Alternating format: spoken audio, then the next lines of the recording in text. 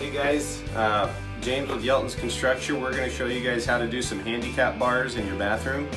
And when I say how to do, I mean installing handicap bars. The biggest issue is finding a stud to screw into so that when somebody puts their weight on this bar, they don't fall. Okay, so come on in. We have a couple types of bars. We have this bar here, which I really like. Okay, so what we do is we want to put this right about here so that Grandma can sit down easily. Okay, we got to find our studs. So you can hear it sounds more solid right there.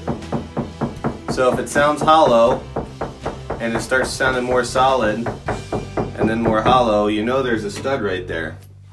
So we got a stud here, and typically another stud is going to be about 16 inches away. You can hear it right there. So if we get our tape measure out, 16 inches from this hole to that hole. Now say that you think you know where a stud is, but you're not sure. You can take a simple drill and a drywall screw, and you can go through and you can feel it. If you feel like you're hitting something, you are hitting something. So we found our two studs there. We're also going to be putting a small bar here. We know normally there's a double 2x4 right here. Sounds pretty solid. To show you guys, we got it into two heavy studs right here. We can go ahead and put this cap on. We got this one in some studs here. Good, not going nowhere.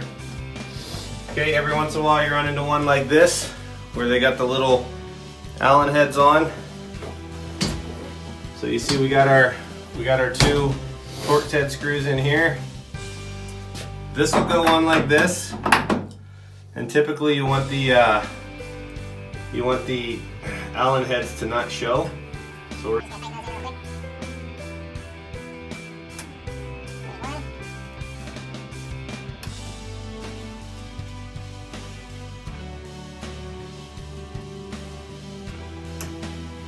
that one's on there.